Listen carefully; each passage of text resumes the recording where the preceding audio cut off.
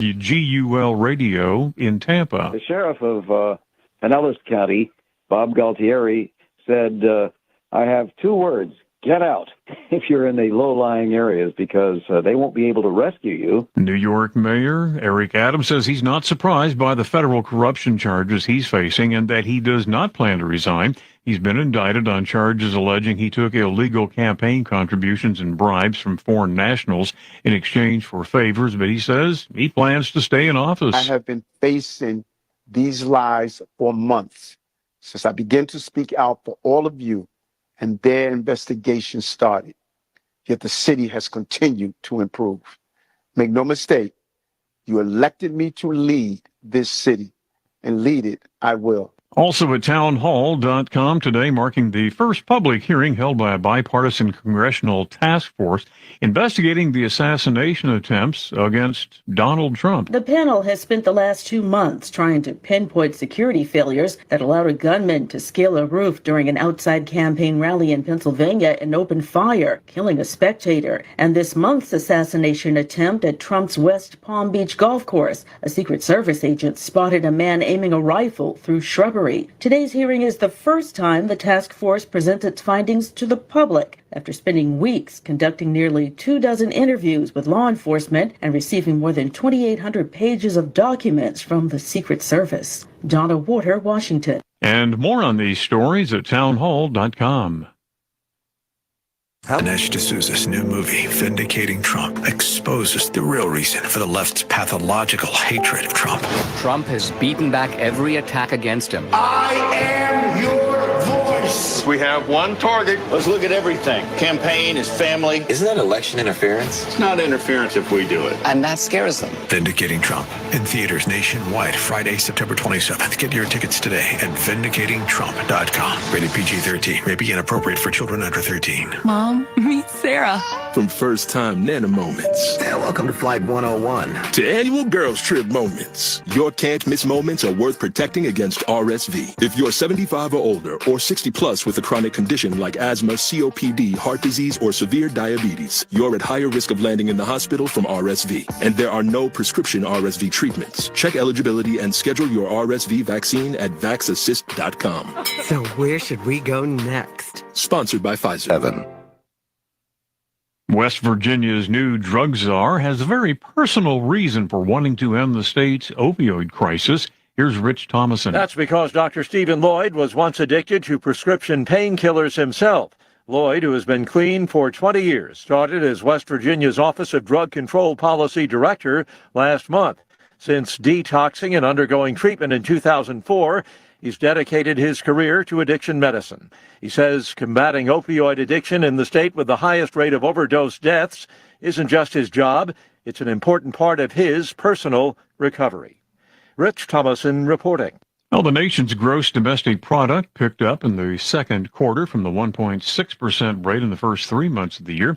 Consumer spending grew last quarter at a pace of 2.8%, down slightly from the 2.9 rate the government had estimated. Breaking news and analysis, townhall.com.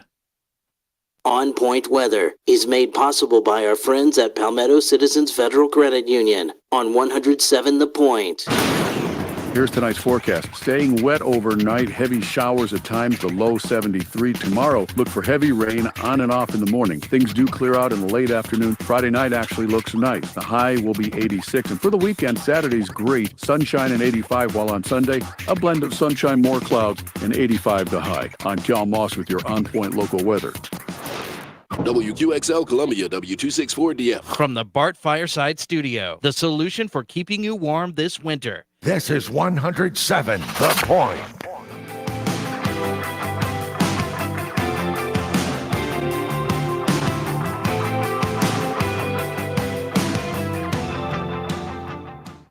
Great things don't happen all at once. Big dreams take time.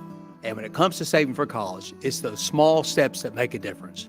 I'm State Treasurer Curtis Loftus. Future Scholar, South Carolina's 529 college savings plan, is designed to be taken step by step. You can start with any amount, contributions are tax deductible, and earnings grow tax-free. So why wait? Discover the smart, easy way to save for college at futurescholar.com. This is Sports Talk with Phil Kornblut and Chris Bergen. Sports Talk is heard across the state on radio affiliates of the Sports Talk Media Network and is streaming live on SportsTalkSC.com, as well as Twitter, Facebook, and YouTube. The South Carolina Education Lottery lucky number to call in is 888-898-2525. That's 888-898-2525. Now, here are Phil and Chris with tonight's edition of Sports Talk. And it's a big Thursday edition of Sports Talk on this wet Thursday afternoon, Thursday evening in South Carolina.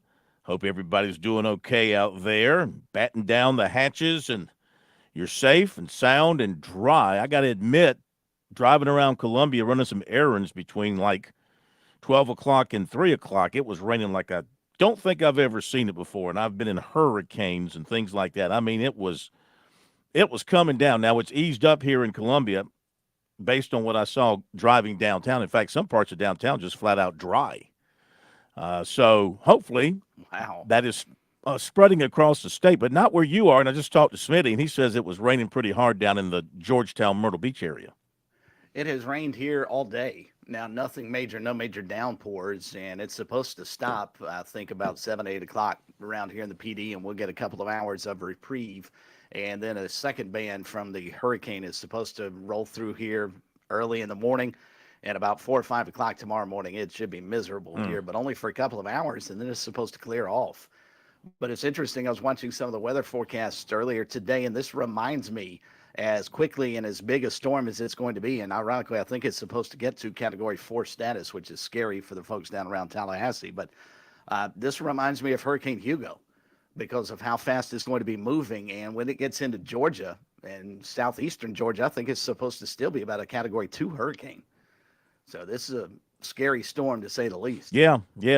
Everybody compares everything to Hugo, 1989. And that's our only point of reference. Well, the thing I remember about Hugo, besides the actual impact of the storm, was that satellite picture of the eye of the storm. And it covered pretty much the entire state. It was like people said, it's like Jaws, like the shark in Jaws. It's like nothing we've ever seen before, anything that big. This one, as it's coming into the Florida Panhandle, Tallahassee, down that area, like you mentioned, Category 2, Category 3, and winds over 100 miles an hour, heavy surf, high seas, all that kind of stuff. But it ain't no Hugo. Hugo was a different animal because not only did it destroy as a hurricane, then it became a very strong tropical storm and moved, as you might recall, it basically came up I-26, turned up I-77, went to Charlotte, and went up into West Virginia and on up that way. I mean, it had a plan in mind. So, yeah, that was I was living really, in really North tough. Carolina at the time. I was in college in Columbia, but I was living in North Carolina. My parents lost power, water for like a week. And I remember the next day, my parents were trying to find me to make sure I was okay. And I was downstairs doing laundry because Columbia didn't have anywhere close because it was just on the western edge of the storm. It wasn't nearly as bad as my hometown, which was about 30 miles west of Charlotte. And that was a bizarre set of circumstances, to say the least. Well, I hope everybody's okay and glad you're with us tonight for a couple of hours. We'll take your mind off the weather and off the rain and all that. And our phone number is 888-898-2525. He is Chris Bergen at the Bergie Palace. This is Phil Kornblut along with Josh Cohen at the studios in downtown Columbia. 888-898-2525. South Carolina Education Lottery lucky number for you to reach us here on Sports Talk. So South Carolina, of course, is off. Their coaches were on the road recruiting today. Saw some ex-posts of Shane Beamer making some stops up in the Rock Hill, York area. Meantime, the Clemson team's getting ready for Stanford. Stanford flying out this afternoon, expected to land at Greenville, Spartanburg about 9 o'clock tonight. And they'll have all day tomorrow to acclimate themselves again to the East Coast after being in Syracuse last Friday, now back at Clemson. And, this is not a game that Clemson can just expect to put in their back pocket, much like NC State before that game unfolded, though once it became knowledge that Grayson McCall was going to be out and they were starting a true freshman quarterback, you kind of thought that was going to work big in Clemson's favor. This Stanford team can do some things. We've talked about the dangerous quarterback, the dangerous receiver, their defense, their defensive front. They have been very good against the run. So does Clemson try and run the football against these guys? Do they take Phil Maffa and stuff him up in there? Or do they come out like they did against State, throw it wide a couple of times, try to get things to open up defensively, and then hope that they can hit a crease and break off a big early play? 2 games in a row now that they've won at home, and in both cases they have scored right off the bat. Can they make it 3 in a row? Well, they've hit their opponents, Appalachian and also NC State, in the mouth right off the bat, and they pretty much knocked them out. I didn't realize this. I just saw the stat that they've outgained the Mountaineers and the Wolfpack in the first half, Phil, not just for the entire ball game, in the first half by about 600 yards. Mm-hmm. I mean, it's remarkable what they've done early in ball games, and I didn't realize this either. Dabo Swinney going for his 100th victory at Memorial Stadium this weekend. Mm-hmm. Yes, he is. And, of course, they got number 800 as a program last week, and besides that, Dabo Swinney will tie Bobby Bowden with a win. He'll tie Bobby Bowden as the winningest coach of an ACC team in history. The most wins by an ACC coach. Keep in mind that I think the number is 273, and Bowden has, of course, he had a bunch of other wins before Florida State joined the ACC, so he was right. Now, some of his wins aren't recognized anymore by the NCAA, but you know what? I think that's a bunch of Huey. I think if you won the game on the field, it should count in the record books, but NCAA feels like that's the only way to punish, I guess. So he can tie Bobby Bowden with a win. His next win will tie him with Bobby Bowden as the winningest coach of an ACC team. How about that? Do you think, though, some of those records, that one in particular, and other records that are sort of conference affiliated only, are going to lose their luster? I mean, you win when you start playing 8 or 9 different conference games, and you're the best team in the league, or whatever the case may be. With all the changes, like and then in this era of college, not just expansion, but also with the transfer portal, when players come in for a year, any of their records going to really matter moving forward? Yeah, that's a good. How are people going to handle that? As far as when they look at the records. Because of the fact that so many star players come and go in a year or two, I mean, some records will be safe for a long, long time, right? Because there's not going to be anybody. There's not going to be, I'm not going to say ever, but the number of 4-year guys at one school in one league, I mean, that's going to be diminished moving forward, is it not? I would think so. And, I don't see some of these long-standing records ever being broken, because players aren't going to hang around that long. And, Dabo's getting a few more opportunities. Back in, I guess, when Florida State first came in the Atlantic Coast Conference, there were, 9 teams in the ACC, so they played 7 or 8 conference games. Now you're still playing 8, go to 9. Perhaps we may end up playing 10 conference games a year like the SEC did a couple of years ago during COVID. I mean, I'm not trying to discount what Dabo has accomplished, clearly. And especially wins at home, certainly won't qualify. But, when you're trying to compare old school coaches with the new era of coaches, and I think it's a little unfair. You have to kind of peel back the onion a little bit and see exactly how they've been able to accomplish some of the records they have. This is true. And, of course, we really don't know. Part of the problem right here and now with everything is that we don't have a clue what it will look like and when it will be fixed, this college sports situation. And if you want to focus on football, we have no idea what the final verdict will be. What rules will they eventually put in place? How will it work? How will you enforce it? What will Congress eventually do to provide guardrails and protections? The schools, as we've seen with UNLV in that situation, and I guess maybe both ways.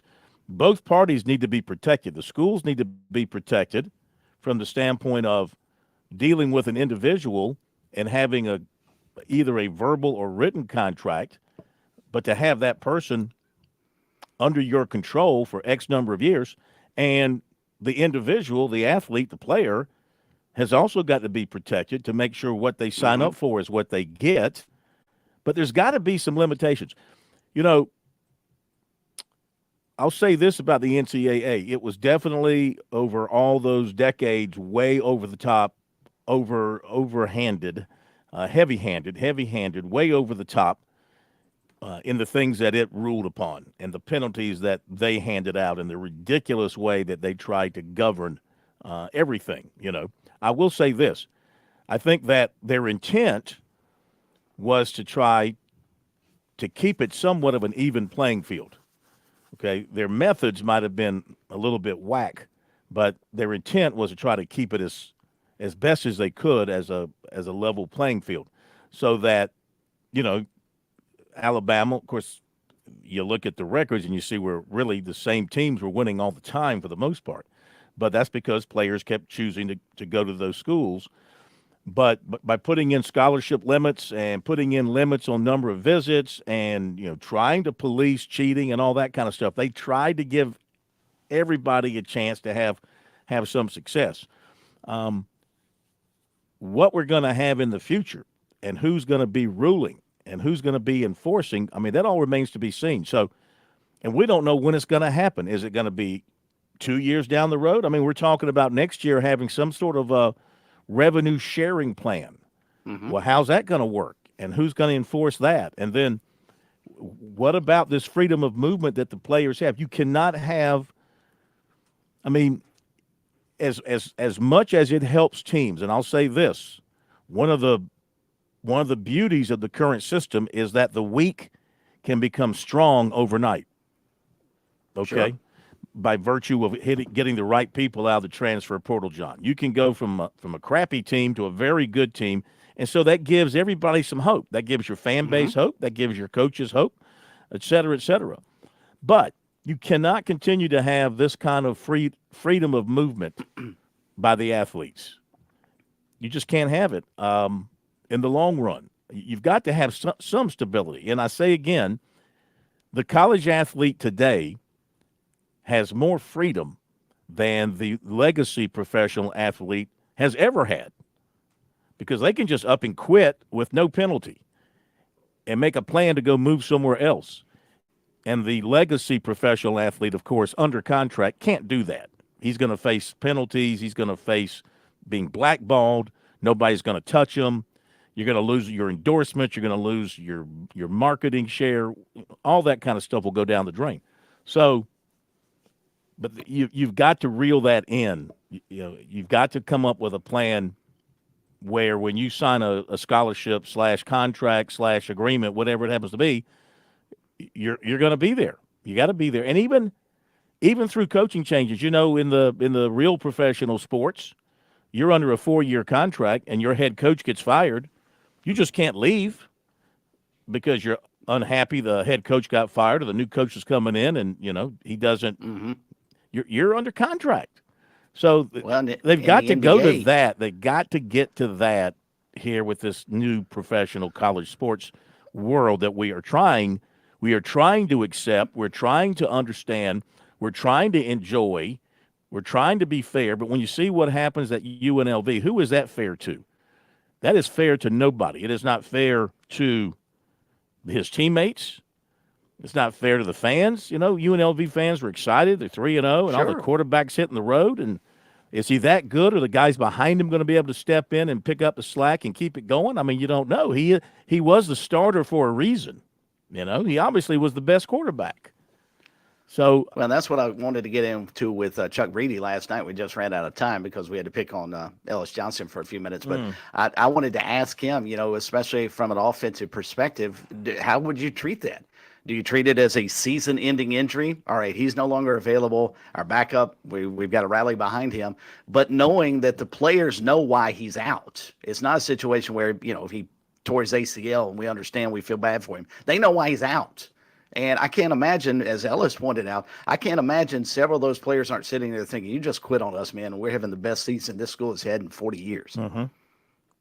I wonder how many of them look at it, well, you know, he's trying to do what's best for him and get his, so I'm okay with it. And you know what? You know, this reminds me of when way back when Christian McCaffrey and Leonard, what was Leonard's last name? LSU.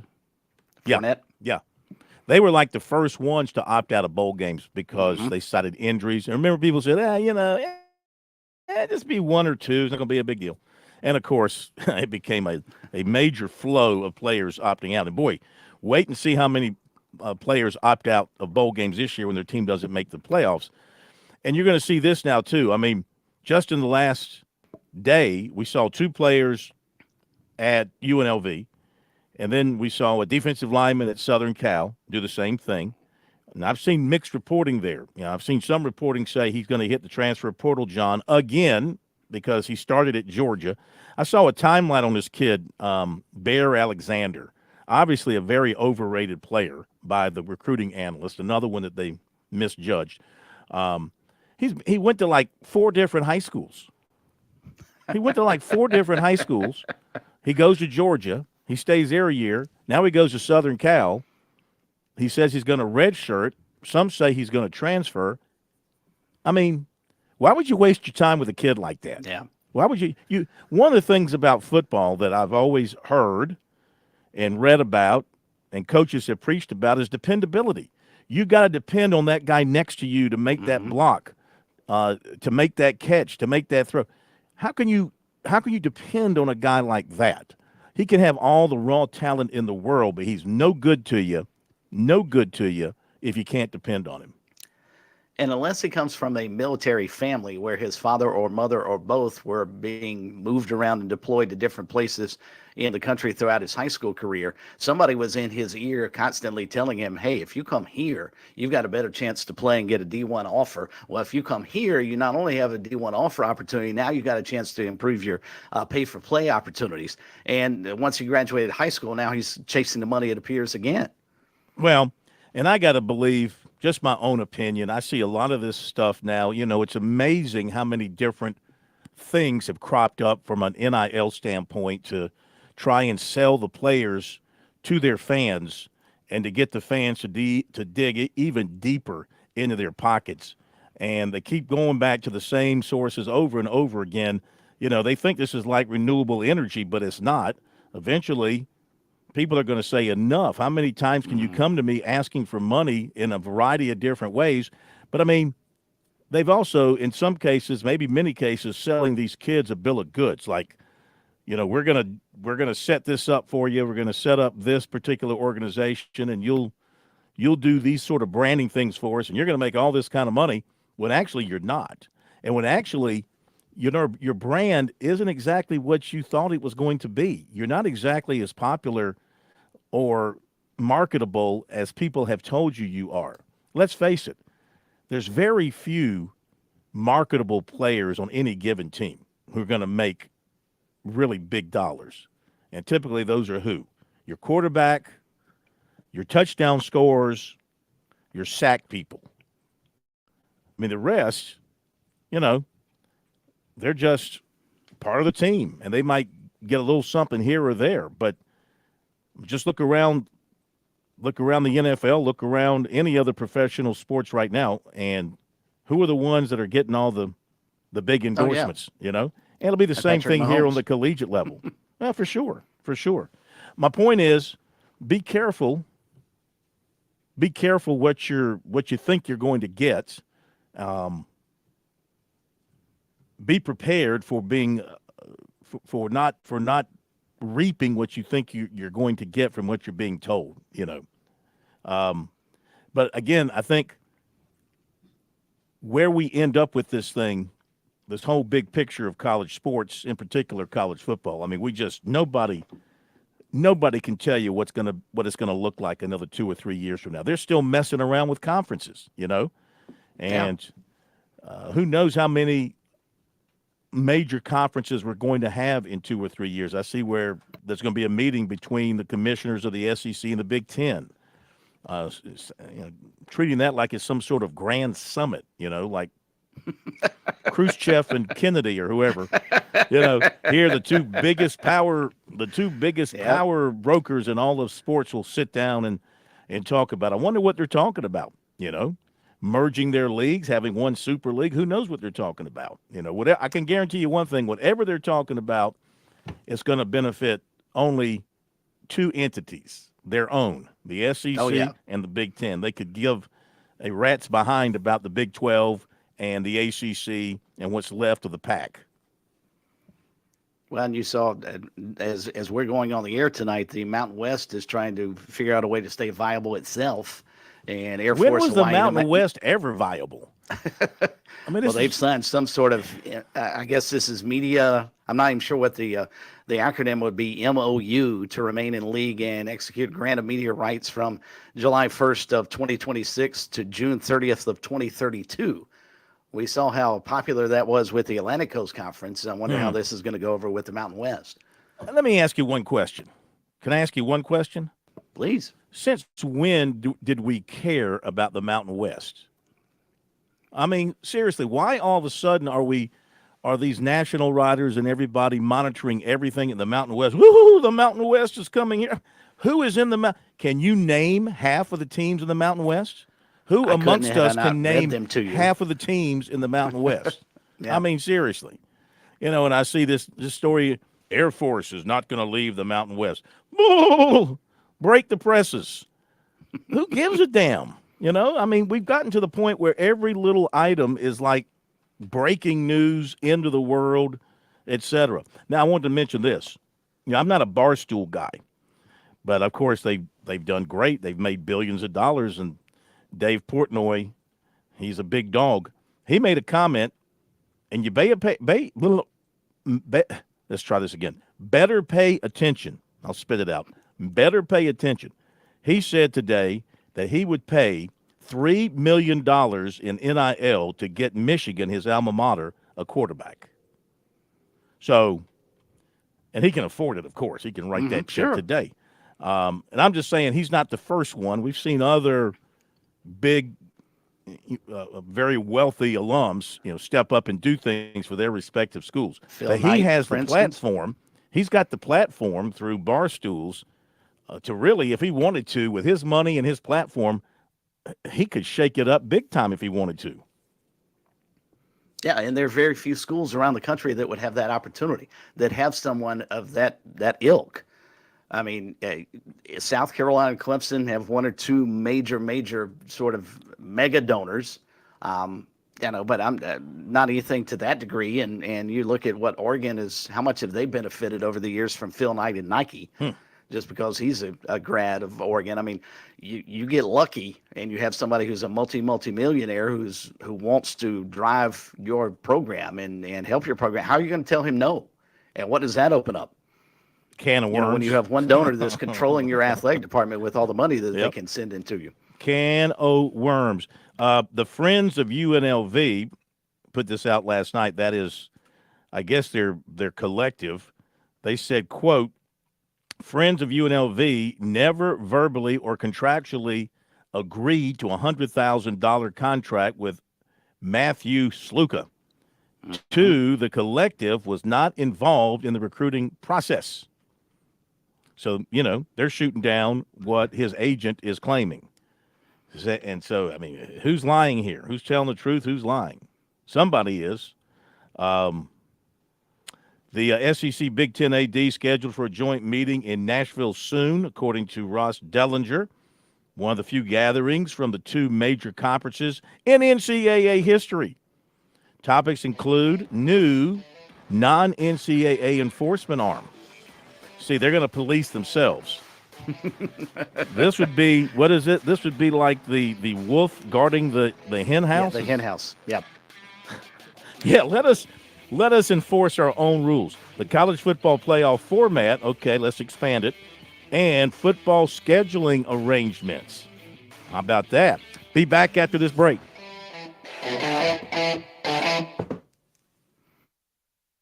On Point Weather is made possible by our friends at Palmetto Citizens Federal Credit Union on 107 The Point. Here's tonight's forecast. Staying wet overnight, heavy showers at times, the low 73. Tomorrow, look for heavy rain on and off in the morning. Things do clear out in the late afternoon. Friday night actually looks nice. The high will be 86. And for the weekend, and 85, while on Sunday, a blend of sunshine, more clouds, and 85 the high. I'm Cal Moss with your on-point local weather. Are you looking for free checking and free savings? Dave Ramsey here, telling you to go see my friends at Palmetto Citizens Federal Credit Union. They're not a mega bank that's so big they lose the ability to treat you like a human being. At Palmetto Citizens, you're not just a number, you're a member. Join today at any of their 14 locations or at palmettocitizens.org. Federally insured by the NCUA. SRN News, I'm Jason Walker. Helene, now a Category 3 hurricane. Casters say it could reach a devastating 4 eventually. Strong winds already battering northwestern Florida as the storm inches closer. Forecasters, meanwhile, warned that the enormous storm could create a nightmare surge along the coast and churn up damaging winds hundreds of miles inland across much of the southeastern U.S. Former President Donald Trump holding a surprise news conference in New York today. He says Vice President Kamala Harris has done a dismal job of protecting the southern border. New York Mayor Eric Adams says he's not surprised by the federal corruption charges that he is facing, but he has no plans to step down. Adams says he will stay in this.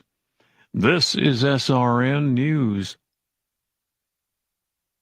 How would you define? I sure like to brag about good local businesses. Franklin Plumbing and Drain Cleaning is a great local biz. Josh and his team stress customer service as their top priority. Franklin Plumbing and Drain Cleaning came out to my house. I had a toilet that wasn't working right, a garbage disposal that died. They came out right on time, told me everything they were going to do, and explained the price of each repair before even bringing in the tools. I knew exactly what I was getting and exactly what it would cost. Their prices are fair. Their team is courteous and professional. Plus, they did a great job fixing what needed fixing in my home. I am very careful about making any recommendations, and I'm thrilled and confident to suggest you call Franklin Plumbing and Drain Cleaning for any plumbing needs. If it's or to replace something, if it's that tankless water heater that you've always wanted to give you that endless hot water and save you some money. They unclog drain and sewer lines and so much more. Online, you'll find them at franklinplumbing.sc.com or just give Josh and those great folks a phone call, 799-2222. That's 799-2222, and tell them you heard about them from here at The Point. Football season is grilling season, and Jack Oliver's Pool Spa and Patio is South Carolina's premier source for the Big Three: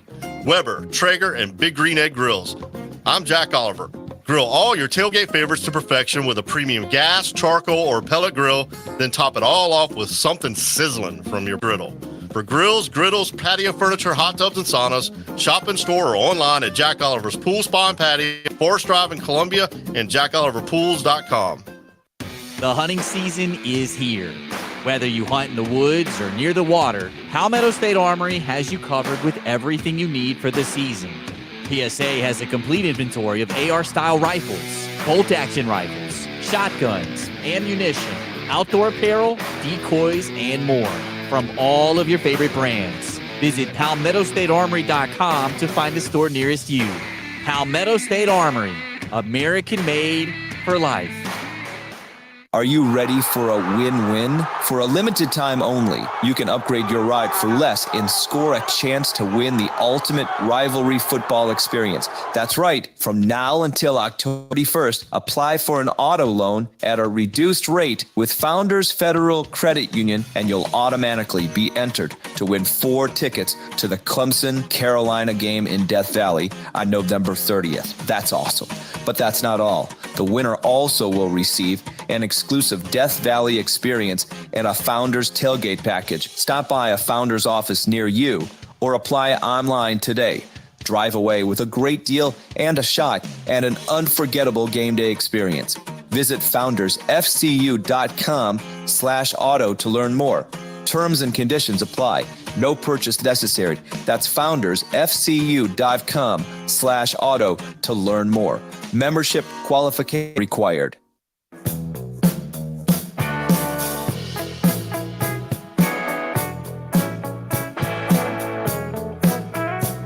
Tell you what's coming up. We're going to hear from Garrett Riley. Didn't get to it last night. Get to it tonight. Also, Stanford coach Troy Taylor.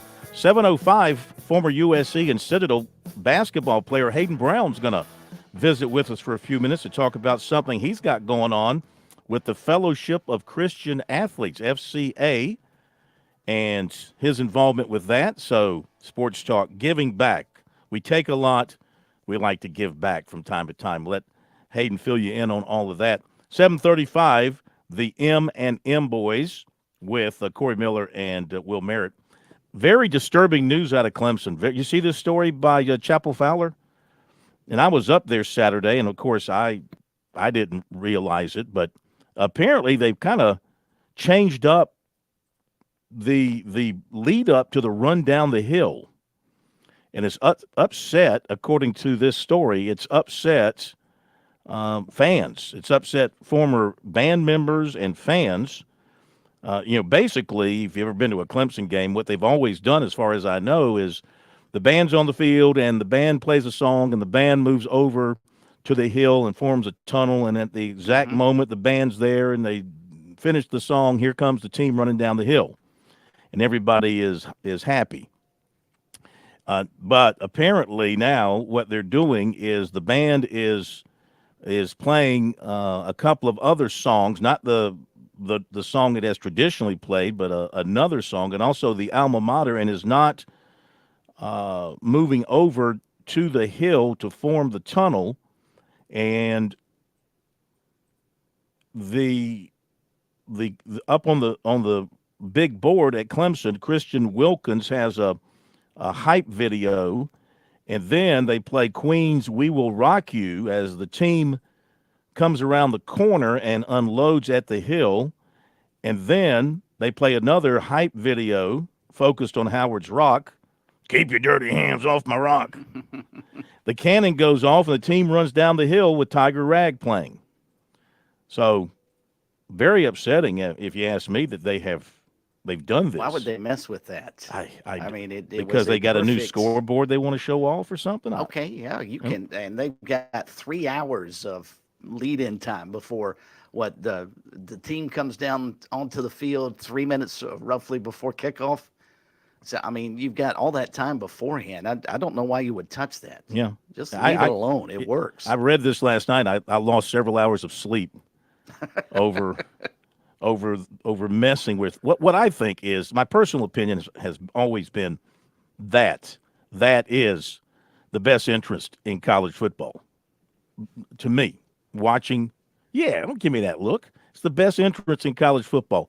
When Clemson is good and that place is right, and those buses pull up, and they gather at the hill, and they get it right, and they run. Shoot, can't beat it if you ask me.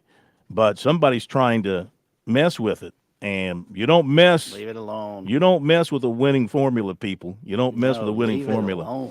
Let's follow up. There's only one person I know who can follow up on that comment, and that is 90 Seconds with Gamecock Larry. Larry, good evening. Welcome into Sports Talk. How are you? I'm going to tell you something right now. I heard the same thing on another station, and I heard the final of it. And Dabo said to the fans, if this is my program, and I'll run it the way I want to. If you don't like it, move me on. I heard that on another station. And let me tell you, you said that's the best interest in college football. No way. You can't beat the one here at Carolina. I heard that. I heard about it upset, and Dabo came back and fired off at the fans. Done told you people, if you don't like it the way I do it, move me on. I'm going. Move them on out of here. Gamecocks. Show them the road. Love all y'all. Kick them out. All right, Gamecock Larry, very good. He likes he gets his actually less than 90 seconds. He's getting very, very good at that. Listen, the Gamecocks have a great entrance as well. As far as entrances go, the Gamecocks have a great entrance as well. I just have always felt that Clemson's running down the hill was spectacular. You were trying to start the argument about barbecue, which is better, North Carolina or South Carolina barbecue. You can't win that argument. But I can't imagine. I don't know what Larry heard, but I'm almost positive Dabo Swinney would not have said, hey, we're going to run down the hill when I want to and how I do it, not how we've always done it. I can't imagine Dabo's that dumb. I really can't. I just can't imagine he's Well, that dumb. Well, some might wonder. A good story by Chapel Fowler, though, gave you something to think about there. A couple of other quick things that I want to mention here on this big Thursday edition of Sports Talk. The PC football team practiced indoors at USC today. They put out a tweet thanking the Gamecocks for allowing them to use their indoor facility. I wonder where Stanford's going to practice tomorrow. I'm guessing Clemson's going to have to open up their indoor as well because judging by what I saw today, I mean, the upstate's going to be a mess tomorrow. USC Board of Trustees has a Friday meeting with 2 sports items on the agenda. USC Upstate Athletics Department employment agreement for head men's basketball coach Martin Richter and USC Columbia Athletics Department baseball stadium naming rights and sponsorship agreement with Founders Federal Credit Union. Must mean they're re-upping for X number of more years to keep their name on the facility. That would be a good thing. And let's see, what else did I want to mention? I think I have covered that. Also, well, let me mention that the poll question of the week is still up and running for you. So make sure you get your vote in. Poll question of the week brought to you by Larry Lucas State Farm Insurance in Columbia, 803-799-1998. So good, those people, and so easy to work with.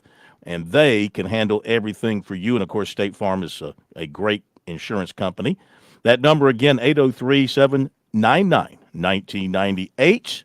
And 289 votes have accumulated, 33.2%. Say Clemson will go 8-1 the rest of the way. 29.4 have the Tigers running the table. 23.9 say 7-2, and 13.5 have the Tigers going 6-3.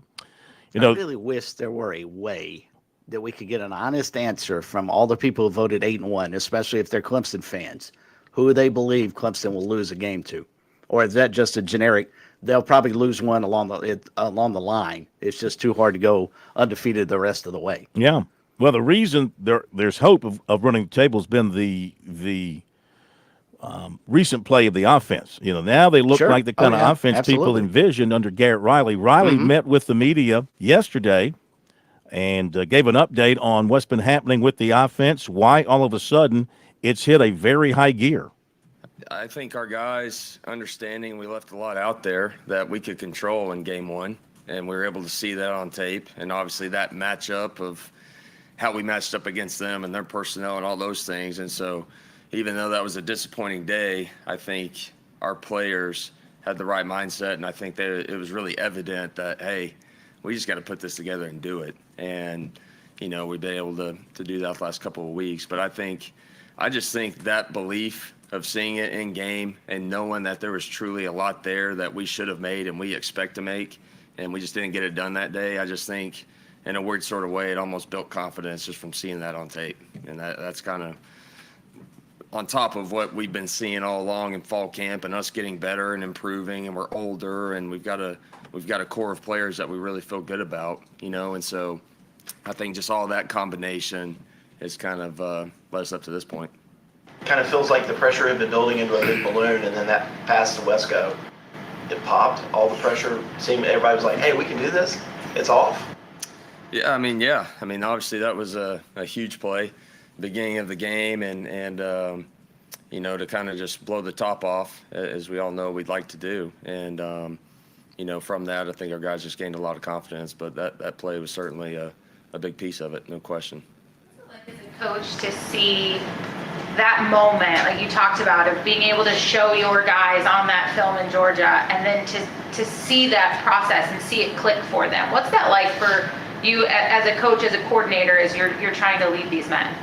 It's awesome to see, because it just tells you as a coach that your players, they believe in themselves and they kind of believe in what you're doing, and they believe in the coaches that are here. And I think our staff's doing a great job in teaching and being hard on our guys and holding them accountable. I think that's where we've taken a step as well as coaches. But yeah, anytime you see your players go through some stuff, through adversity and persevere through it, so to speak, that's always going to be a gratifying thing to see as a coach. And so we just got to continue to make it consistent. And that's been our whole message now from the App Week to NC State and obviously against Stanford, is we got to be consistent performers out there on our unit. Put it yesterday that these explosive plays are coming from success and you can build on them from it. Has the book just kind of flopped open now because of that confidence in what these guys have been able to see in themselves? I mean, a little bit. I mean, anytime that you're executing at a higher rate, it's going to allow you to maybe be a little more aggressive or do some things that that your guys are kind of in the zone, they're in the groove, and you just feel better and more confident about them executing. So anytime, whatever offense you're running, if you're executing at a higher rate, you're probably going to feel more comfortable to do some of that and open it up. So, yeah, I mean, that's what you're kind of seeing right now. What's your perspective on the second year in the system and how integral that has been toward everybody being more cohesive all around? I can't put into words how important that is. And the average Joe just isn't going to understand how important that is. For your players just to understand philosophically what you're about, obviously the ins and outs and the detail that everything requires, your staff, them knowing how to teach it, being convicted about it, and knowing how to adapt and attack and how to make adjustments in game probably better too. So just all of those things are monumental for us, and I knew it would be, and I think we're starting to see a little bit of success of us obviously kind of settling in. How would you quantify Matt Luke's impact on the offensive line, kind of where they're at right now? Yeah, I mean, it's a unit that's playing well. I mean, we're running the ball and protecting the quarterback, and from a lot of things that they do up front in terms of IDs and being on the right guys and all those things. I mean, they have a hard job, but they're doing that stuff at a high rate, and obviously I think they're playing with a great deal of passion and intensity up there, and it's a group that has definitely got a ton of belief and confidence right now. So he's done a tremendous job, and so is Coach Spiller. I mean, those guys go hand in hand with pass protection and all those things, and certainly in the run game. But, I just think collectively as a staff, I've been pleased. Last year, the guard tackle counters and pulls and such, comparing that to now, what you've seen over the last 3 games with your guys, how much better is it? How much more precise? Yeah, we're just more consistent with everything we're doing up front, and that's the biggest deal for us offensively is we got to be consistent. There's flashes of it last year where, to your question, some of the counter stuff was good, and there's the times where it was not. And so, again, it's just how can we build consistent performance. But again, I think that group's shown a lot of progress and a lot of signs. Not that they got it all figured out up front, but they're certainly doing a lot of great things. Were the vertical routes there for Cade to throw? We just didn't see it, or he didn't take the shot, or is he taking more shots now, or is it really just calling more plays that allow you to take top off? I mean, there's always been a lot of opportunity to do it. Since I've been here, I mean, there's been a lot of opportunity for that. I mean, that's kind of our passing game in a nutshell is being able to do that at any moment. I just think everything in the last couple of weeks has kind of just come together more. The protection's better. People are winning. People are being in the right spots at a higher rate. And so, again, it's not just one thing. When you say, hey, can we just throw it deep? Like, there's a lot of things I got to go right and go together with that. But, again, us doing things at a higher rate is kind of allowing more of that and more of that opportunity as you've seen the last couple of weeks.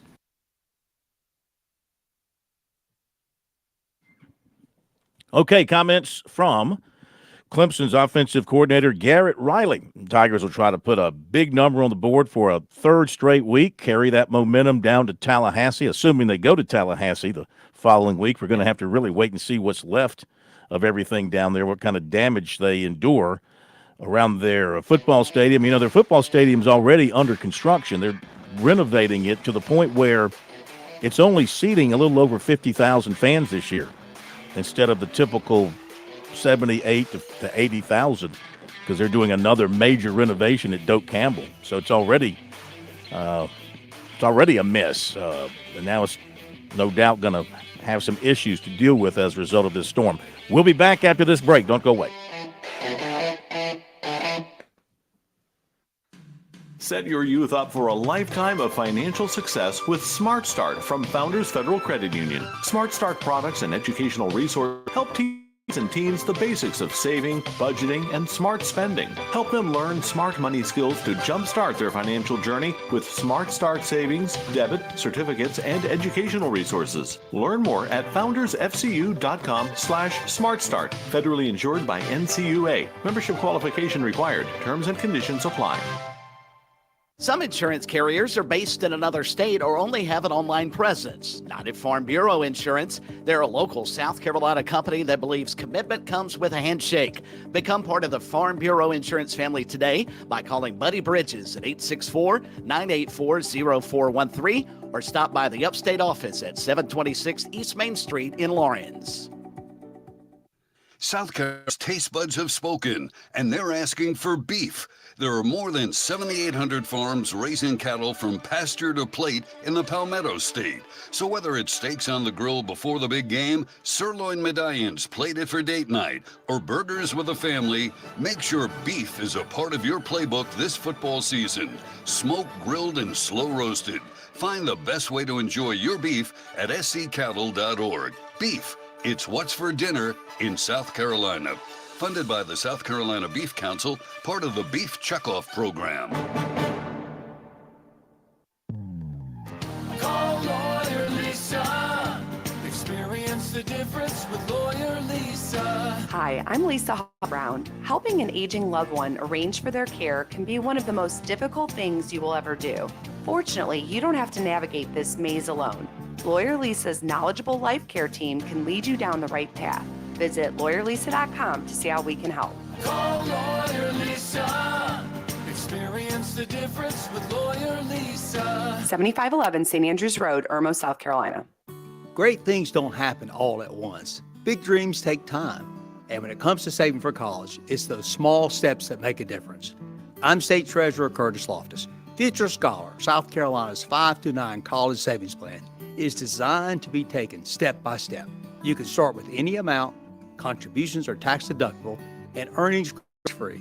So why wait? Discover the smart, easy way to save for college at futurescholar.com. Last throw, big guy. Come on, baby. I need me a giant bear. I got this. I'm the target. Ben, throw. Oh, well, look who won a giant bear. That's a grizzly. Oh, Mama's baby bear. When you join the South Carolina Education Lottery's Players Club, you get way more than you expect. More chances, more wins, and more surprises. Yeah, he's had all his shots. Just don't look him in the eye. Join the Players Club at seeducationlottery.com because more happens here. Hi, Phil Kornblut here with our good friend George Bryan III. Heard every Friday night on Birdies, Bogeys, and Biceps right here on Sports Talk. George, Tommy Bar, a very valuable tool for golfers. Why is that? Well, the first thing that I say is the tempo. It's the only tool out there that allows the study of tension right from the first grab to be expressed, and rhythm and tempo is what makes the bar work, and it gives you something awfully special to keep those hands soft and get that rhythm going. Learn more about Tsunami Bar technology by clicking on the digital ad on our website, SportsTalkSC.com, and save 5% by purchasing online using the promo code BBB5.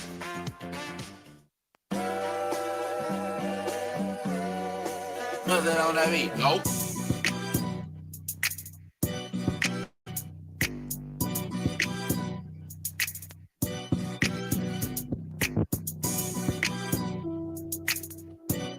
We are back on Sports Talk. Sports Talk Media Network. Phil Kornblut, Chris Bergen, and Josh Cohen. 888-898-2525. Quick update on the baseball scoreboard because we're running out of games. Are the Yankees going to win one more game to win their division? It's down to 4. Leads down to 4. We're just toying with the Orioles. Need one more win to clinch the division and have home field advantage in the playoffs. Milwaukee beat Pittsburgh today 5-2. Kansas City, they've had a really nice year. Beat Washington 7-4. Don't think anybody saw that happening. How about Detroit and the turnaround year they had? 4-3 over Tampa Bay and still fighting for that wild card. Both. Yeah. Still fighting for that wild card. Colorado down St. Louis 10-8. I wonder if the manager in St. Louis, who's a Citadel guy, is going to survive another year without the playoffs. White Sox. St. Louis, I don't know. Yeah. White Sox, last home game, they go out with a win. They're trying to avoid becoming, the losingest team in baseball history. They're at 120 losses. I think they've won 3 in a row. They beat the Angels 7-0. Oakland beat Texas 3-2. Of course, Mets and Atlanta postponed. Going to pick that back up on Monday if necessary. So and they've won 3. They've won their last 3 games. Mm-hmm. They've won a total of 39 games. Yeah. So they basically won a tenth, just over a tenth of their victories have come here this week. Yes. The President's Cup up in Montreal, and the United States had a good day. You had Xander Schauffele and Tony Finau defeating Jason Day and Byung Hun An in the first match. They won that 1-up. In match 2, Colin Morikawa and Sahith Theegala defeated Adam Scott and Min Woo Lee 1-up. In match 3, Scotty Scheffler and Russell Henley defeated Sung Jae Im and Tom Kim 3-2. Match 4, Wyndham Clark, Keegan Bradley over Taylor Pendrith and Christian Bezuidenhout. Bless you. 1-up. And match 5, Patrick Cantlay, Sam Burns defeated Hideki Matsuyama and Corey Connors 2-1. So sweep today by the Americans. That event will never have the luster of the Ryder Cup, will it? Oh, no. No. It's just to fill in. It's like the JV. Yeah, this is just it's a fill in between the Ryder Cup years. Mm-hmm. Is all it is. Let's go to Ron in Greenville, who tried to once tried to make the Ryder Cup team but fell just short. Ron, how are you? I'm good, Phil. How y'all doing? Hey, we're doing fine. Hey, I would love to see South Carolina rush out on the field. Golly, those 2 fire extinguishers, and sometimes they play 2001. That's only 23 years old. So, what if Clemson had 2 fire extinguishers when they ran down the hill? They must have let them go. 2 fire. You mean those things they run through that have the fire coming out of the top? I thought they had smoke coming out of it. Smoke and fire. Yeah, smoke and fire. Yeah. Now, Ron, let me ask you, you're a longtime Clemson observer. What do you think about what they've done to the entrance? Up at Clemson? Yeah. Now, what have they done different? Oh, you weren't listening earlier when I read the story by Chapel Fowler? And you haven't noticed when you're watching the game that apparently the band doesn't go over to the hill and form the tunnel and play the song that they used to play, and they're playing a video and they're playing some other music as the Tigers are preparing to run down the hill, et cetera, et cetera? You know, I haven't paid no attention. I just know when they run down the hill, 81,500 people go crazy. That they do. Yeah. All right, Ron. Thank you. Wait one more quickie. Yep. Okay. Mm-hmm. The Mets and the Braves may play a doubleheader Monday. Now, with Kansas City and the Braves play a doubleheader Saturday. Okay. All right. Well, will they? Oh, you're asking me, will they play a doubleheader Saturday, the Braves in Kansas City? I haven't heard anything on that series. Have you, Chris? I have not, but it's a really good question because it's clear they're not going to be able to play tomorrow. But, you know, the Braves, they got – and thank you, Ron, they got their hands full, I mean, with Kansas City coming in.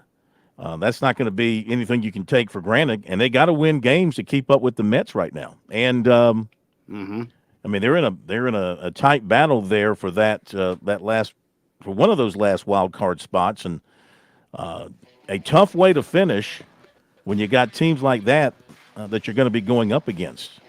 And I think Ron just summed up the factor of probably 90% of both fan bases. Just when the Tigers run down the hill, I don't care what happens beforehand, and when Carolina comes out to 2001, I don't care what happens beforehand. Absolutely. That's probably what most fans feel like. Kansas City's in good shape to be a wild card in the American League, and Braves are a game out right now. Be right back.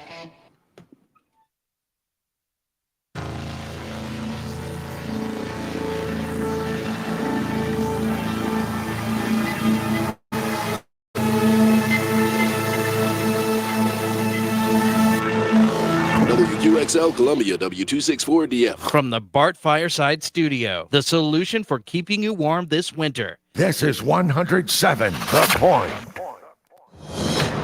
News this hour from townhall.com. I'm Jason Walker. In New York today, former President Donald Trump saying Vice President Kamala Harris has never protected the southern border. She suspended all deportations. She instituted catch and release across the entire southern border. And we had catch and release also, but we released in Mexico. Her catch and release was to release in the United States and never see them again. At that press in New York, the former president says the vice president today also wants to protect illegal immigrants here in the United States. Federal Emergency Management Agency warning that Hurricane Helene should not be underestimated, saying it's one dangerous storm. FEMA Administrator Deanne Criswell said this hurricane will be a multi-state event, with the potential for significant impacts from Florida all the way to Tennessee. Speaking at the White House after briefing President Biden, Criswell said Helene's projected storm surge could be deadly and must be taken seriously. We look at the cone, and the cone is the wind, but the water is what kills people. Greg Clugston, the White House. Also at Town Hall, New York City mayor under indictment, but says he's not stepping down. Protesters shout down New York City's mayor. But a defiant Eric Adams says he's not resigning amid a federal indictment alleging he took bribes and illegal campaign contributions from foreign sources. My attorneys will take care of the case so I can take care of the city. My day-to-day will not change. Adams calls the charges political. U.S. Attorney Damian Williams says the mayor broke the law. The mayor sought and accepted well over $100,000 in luxury travel benefits. Eric Adams. The mayor denies the charges. Julie Walker, New York. More on these stories at townhall.com. If anyone with everyday aches and pains, I question, what are you missing out on? Probably a lot. So let me tell you about Relief Factor. Relief Factor is a drug-free daily supplement that helps your body fight pain naturally. It doesn't just mask pain, it helps reduce or even eliminate it. In about 3 weeks, you'll discover what it's like to feel better. Go to relieffactor.com or call 1-800-4RELIEF and save on your first order. That's 1-800-4RELIEF. From the best-selling author of Wonder and the creators of Jesus Revolution comes Whitebird. I'm sure your father has told you stories about when I was a young girl. Hope can lift you. You stay with us, okay? Courage can save you. You're the greatest person I've ever met. Love can free you. When kindness can cost you your life, it becomes like a miracle. From the director of Finding Neverland, Whitebird, rated PG-13, may be inappropriate for children under 13. In theaters October 4th. Tickets and showtimes at whitebird.movie. 5.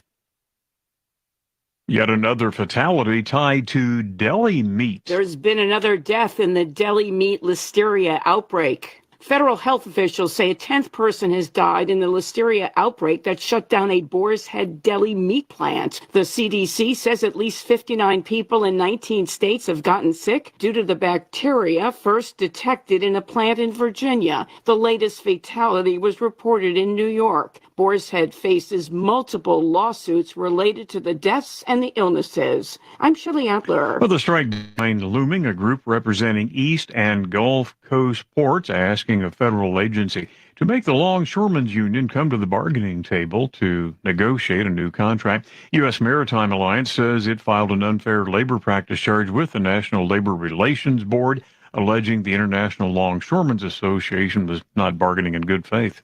Breaking news and analysis, townhall.com.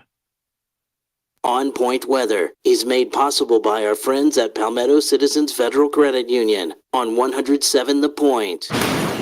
Here's tonight's forecast. Staying wet overnight, heavy showers at times, the low 73. Tomorrow, look for heavy rain on and off in the morning. Things do clear out in the late afternoon. Friday night actually looks nice. The high will be 8. And for the weekend, Saturday's great. Sunshine and 85, while on Sunday, a blend of sunshine, more clouds, and 85 the high. I'm Cal Moss with your On Point local weather. WQXL Columbia, W264DF. From the Bart Fireside Studio, the solution for keeping you warm this winter. This is 107 The Point.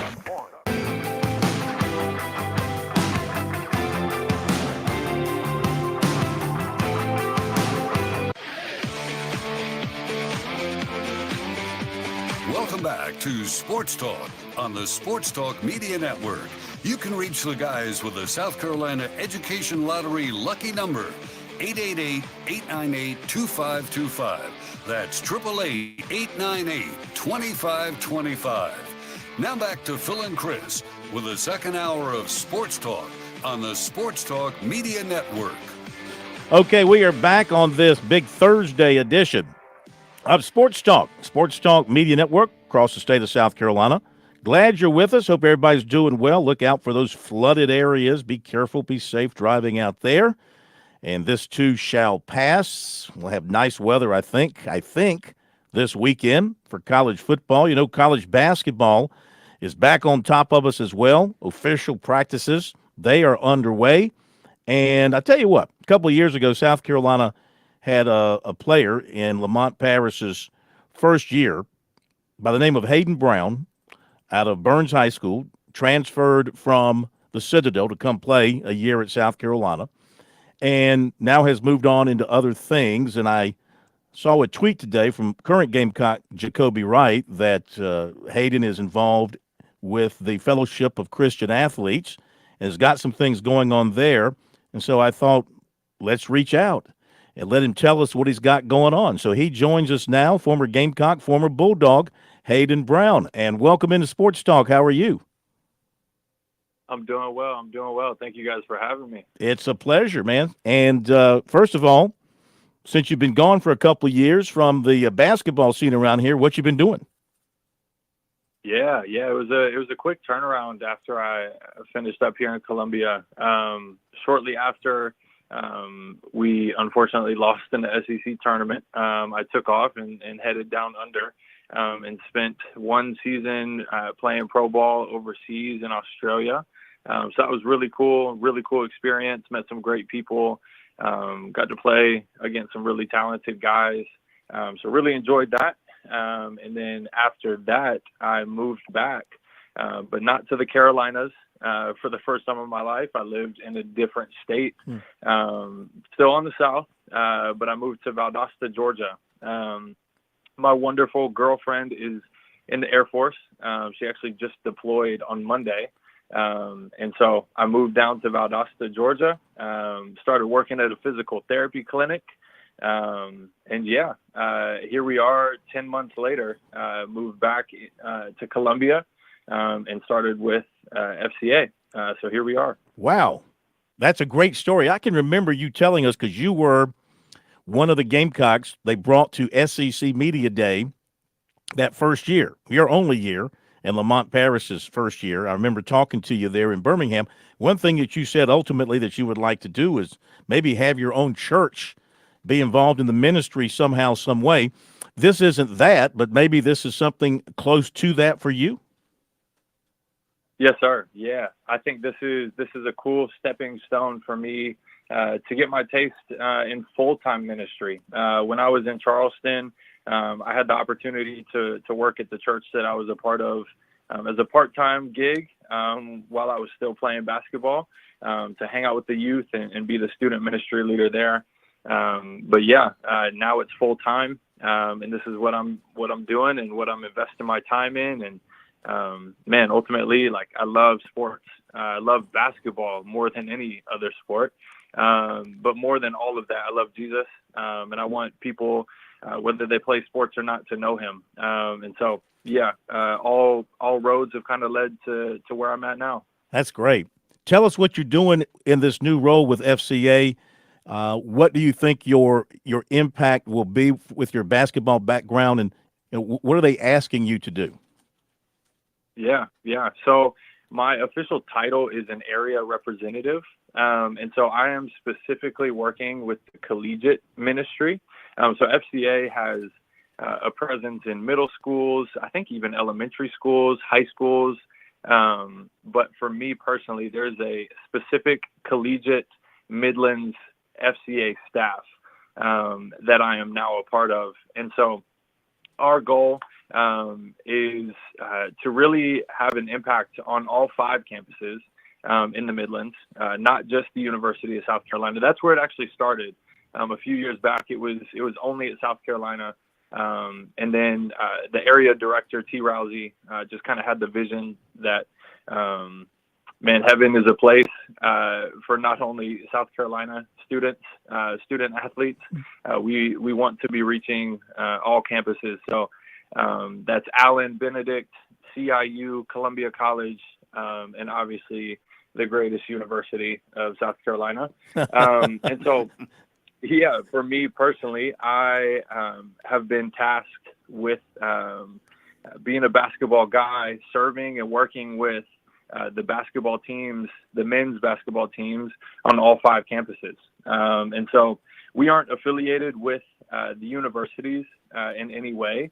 And so we are kind of just at the discretion of the head coach for each organization. So it might look different for each team that I'm kind of serving or working with, but ultimately the vision and mission is still the same.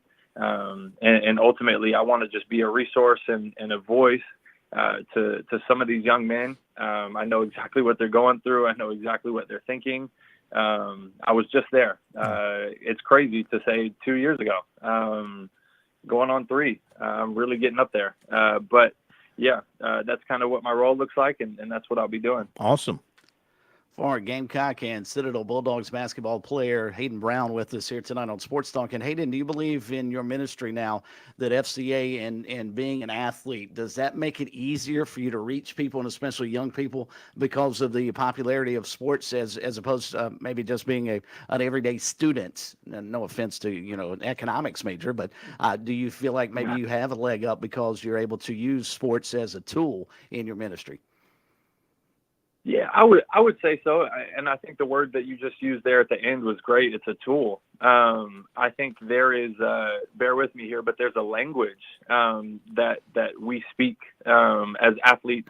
And I'm speaking specifically to basketball players. It's hard even for me to maybe communicate with a golf player because my drive is terrible, and I'm going to continue to slice the ball. And so the thing that I do speak well and speak fluently is basketball. So we can talk ball screen coverage. We can talk just strategizing. We can talk about scouting reports on certain players.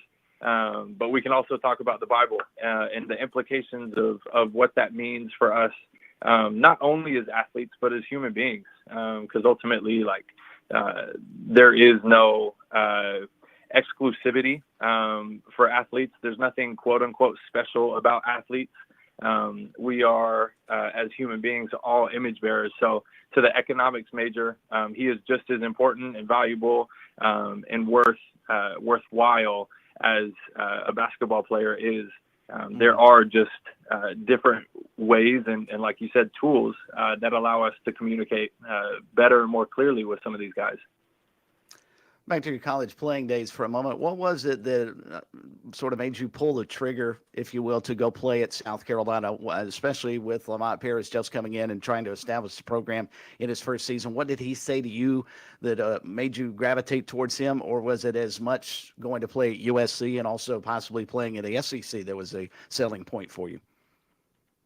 Yeah, man, this is like deja vu. I feel like I'm about to start my career up all over again, talking about recruiting and all that.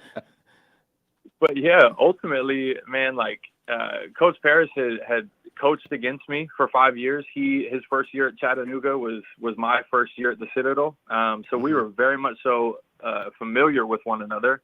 And he had a really good relationship with my head coach at the Citadel, Duger Balcom. And I remember Coach B called me shortly after he caught wind of Coach Paris getting the job, and he kind of laid the groundwork and was like, "Hey, man, Coach Paris is super high on you.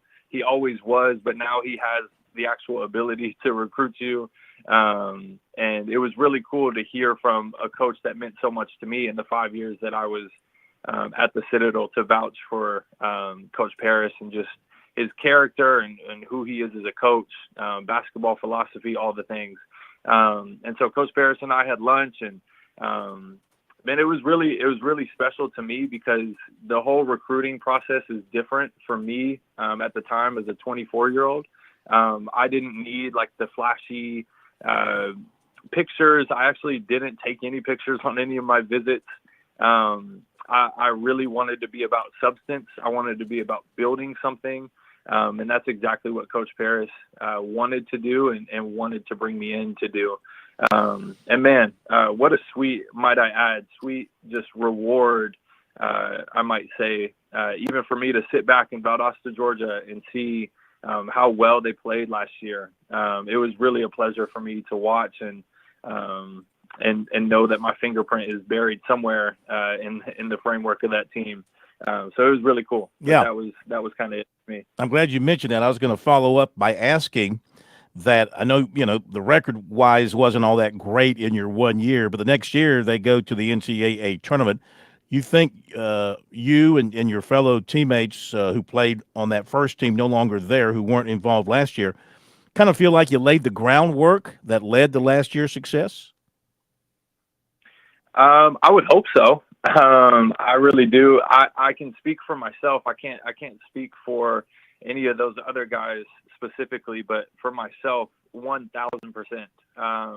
That was something that I told Coach Paris before the season even started. I remember telling him, Coach, regardless of how the season plays out, this is why I'm here. If we don't lose a single game this year, or if we lose every single game this year, I want to be a part of helping you establish a culture, establish just what this team and this program and the organization is going to be about. And so for it to happen, I remember in my post-game press conference of the SEC tournament, I told the reporter, I said, they will win.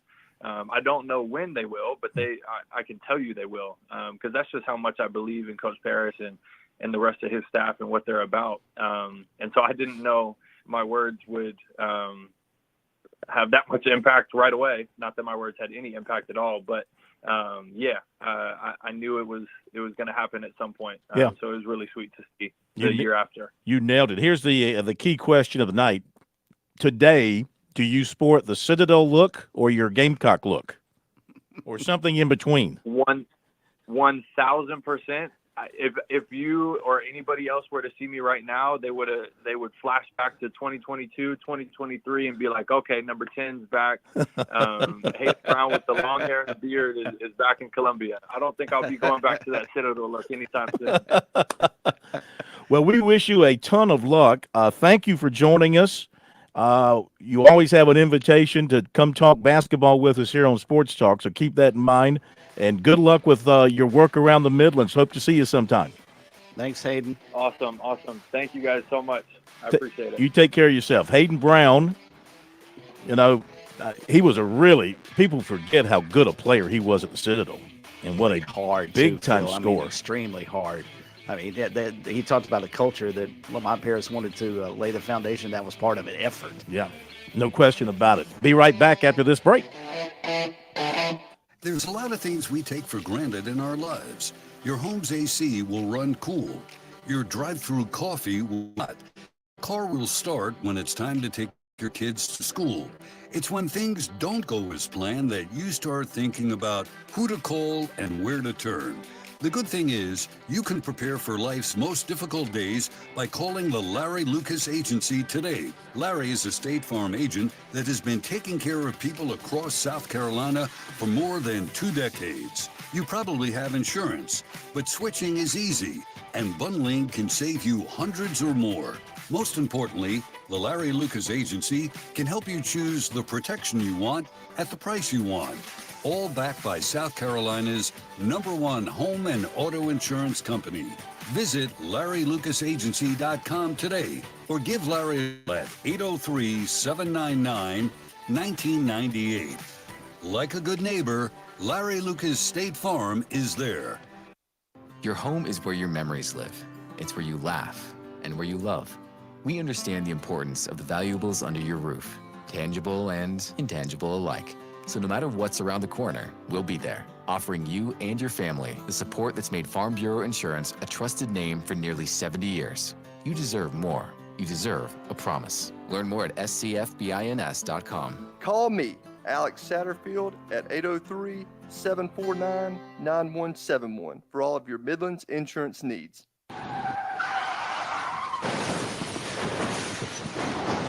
I'm attorney Jim Corbett. That's the sound of a big hit on you and your car or truck. I've been an attorney for more than 30 years, helping people who get injured in car wrecks and truck wrecks. If you have serious injuries, call Jim Corbett, 803-765-2968, or email me at jim@jimcorbettattorney.com. That's CORBETT. I don't get paid unless I recover for you. Jim Corbett Attorney, for your best recovery from a big hit, 803-765-2968, or jim@jimcorbettattorney.com. We're with Major Billy Downer of the Department of Natural Resources. Major Downer, let's say I'm out in the woods or I'm on the water and I need to reach a DNR agent. How do I do that? Operation Game Thief, Phil. It's been around 30 plus years. You can call us at our 24-hour hotline any day, 1-800-922-5431. To report wildlife violations or to get help if you're in trouble in the woods or on the water, call us at Operation Game Thief, 1-800-922-5431. In Columbia, South Carolina, game days are our specialty. Whether you're watching the game from inside the stadium or from the big screen at your favorite local spot, the energy remains the same. Craft the perfect fall Saturday in a city where there is plenty of action on and off the field. From tubing and kayaking to Soda City to rooftop restaurants and plenty barbecue. We're ready when you are. Plan your weekend at ExperienceColumbiaSC.com. You've put in the work, education, the extra early, extra late, extra work. That's because you understand education opens doors to better pay, better opportunities, and a better you. Being educated about playing the lottery is no different. It helps you be a better player, one who knows when to play and when to take a rain check. The lottery's a game, so let's keep it fun. Learn more at sceducationlottery.com/betteryou.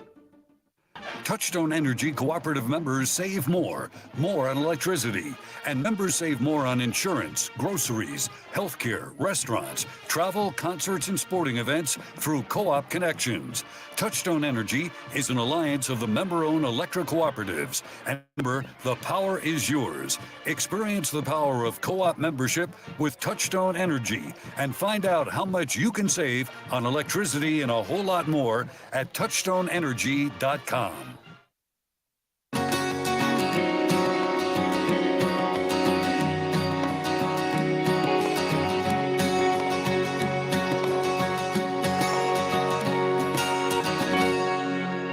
All right, thanks again to Hayden Brown for being with us. Really enjoyed that interview. If you missed it, it'll be up in podcast form later tonight, Spotify, and also at Apple Podcasts and SoundCloud, and we'll probably put it up on the website as a little story as well. Good stuff from him. Okay, Stanford coming to Clemson tomorrow night. Stanford coming in 3, make that 2-1. I mean Saturday night, yeah. Coming in 2-1. Close loss to TCU, blew out Cal Poly, edged Syracuse, now taking on Clemson. Some thoughts from their coach, former NFL quarterback Troy Taylor, as he takes questions. You know, they don't have – his press conference is not done with people there. It was totally on Zoom. No people in his presence. So taking questions from the media over there in the Bay Area about the season so far and looking ahead to Clem. You know, I think common wisdom would say, against your guys' defense, I know you guys play true defensive linemen at times and maybe 3. Maybe common wisdom would say, we can run the football against this team, but you guys are, super good against the run so far this season. Where do you think that sort of comes from, just by playing with maybe lighter personnel?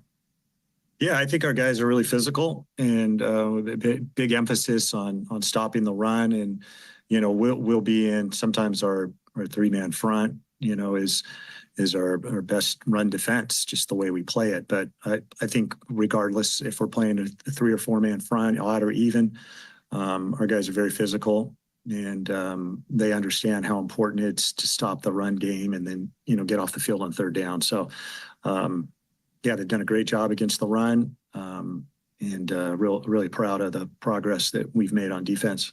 Coach, I'll stick with the front 7 and the defensive line. And I know your answer to the question, you'll be tempted to say it's a little bit of both. The pass rush and the pressure was really good against Syracuse. And sort of 2 ways to look at it. Is that sort of individual development to your eyes? Was that sort of individuals just really kind of coming of age, or was that schemed up? Which one do you think was more of a factor in the pressure? Well, I think, like you said, it's a combination of both, but I think our guys are doing a great job of coming off the ball. And I think it all starts with being able to stop the run. And so once we were able to make them somewhat one-dimensional, then it becomes more difficult to pass protect. And then we got good players. So, and we got great coaches as well. So creating schemes, but, they had a good scheme to protect it. So it comes down to your guys being able to beat their guys one-on-one. And we did that enough against a really talented quarterback. Because if you let him just stand back there, he's good. You just can't do that. So we were able to get some, after stopping the run, get some pressure on him, and able to get a turnover, or 2 turnovers actually. Yeah, Coach, you've said time and time again that this team goes as far as its offensive and defensive lines go. You've kind of given us an update on the defensive line. How are things going on the offensive side in the trenches there? Yeah, they did. I thought our offensive line did a nice job. We had some holding penalties. The one on the touchdown, we've already gotten word back from the officials that it was not a hold, which is unfortunate. We did not think it was a hold after the game as well. But the other ones we think were legit. So we had the holding penalties.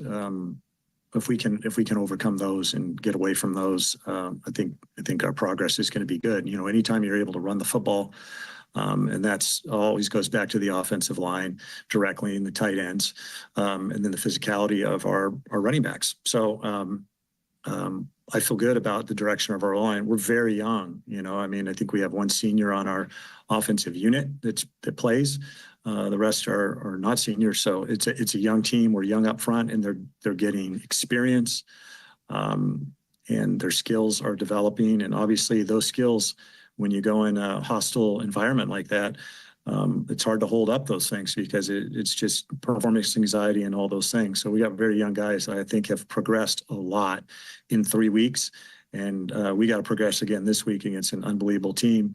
But happy with the progress. I thought we protected the quarterback pretty well. Obviously, all these things we can get better at, but we're headed in the right direction for sure. Kind of take me through the 15, 16 hours of Friday night in Syracuse. You have a great win. First ACC game, last second field goals. You got to be really pumped. And then you fly back across country. I assume you get up at 9 o'clock West Coast time and you see the first quarter of Clemson. How does your mood change from Syracuse to Palo Alto in 12 hours or so? Yeah, so we got back at around 4 a.m. Gave the guys the next day off and able to recover, and then watch the tape and like we always do on Sunday, and kind of cleaned up our errors, talked about them, saw the things we did well, and know that we got to move forward. And then after we put that to bed, it's moving towards Clemson. So obviously watching them. They're everything you want in a college football program, right? I mean, they have great culture, great continuity. Coach Sweeney's Devil's done an incredible job there. Obviously, it's an understatement. They're physical, they're talented, they play hard, they're well coached.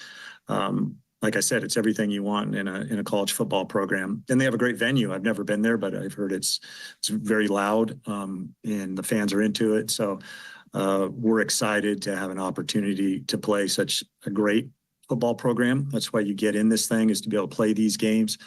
But in that same sense, we got our hands full. It's a very talented and well-coached team. Okay, Troy Taylor, Stanford, they're only giving up 51 rushing yards per game. Something else, they're 8 for 8 on field goals, too many field goals, not completing drives, and they will go for it on 4th down, already attempted 10 here in just 3 games. In case you're wondering when to make future plans, Clemson does not play at Stanford until 2028. Yeah, 2028 is when the Tigers are first scheduled to head out there. Stanford comes back to Clemson in 2027. So they'll make 2 trips that's ridiculous. before Clemson makes their first. Ask me why. Ask me why. Be back. On Point Weather is made possible by our friends at Palmetto Citizens Federal Credit Union on 107 The Point. Here's tonight's forecast. Staying wet overnight, heavy showers at times, the low 73. Tomorrow, look for heavy rain on and off in the morning. Things do clear out in the late afternoon. Friday night actually looks nice. The high will be 86. And for the weekend, Saturday's great. Sunshine and 85, while on Sunday, a blend of sunshine, more clouds, and 85 the high. I'm Cal Moss with your On Point local weather. Tradition and quality. That's what you get with H&J Cattle Company, where local third-generation farmers ensure you receive the finest beef in South Carolina. Our registered Hereford and Wagyu cattle are raised with sustainable practices, without growth hormones, antibiotics, or animal byproducts. Taste the difference with the highest quality beef guaranteed. Order now at hdjcattle.co or on Instagram and Facebook at hdjcattle.co. Again, hdjcattle.co, where ethics meets quality. With SRN News, I'm Walker. It just keeps getting stronger. Helene is now a Category 4 hurricane as it races toward northwest Florida. Massive storm likely to make landfall in a few hours. Strong winds have already cut power to 250,000 homes and businesses in Florida, and forecasters say the worst is yet to come. Former President Donald Trump holding a surprise news conference in New York today.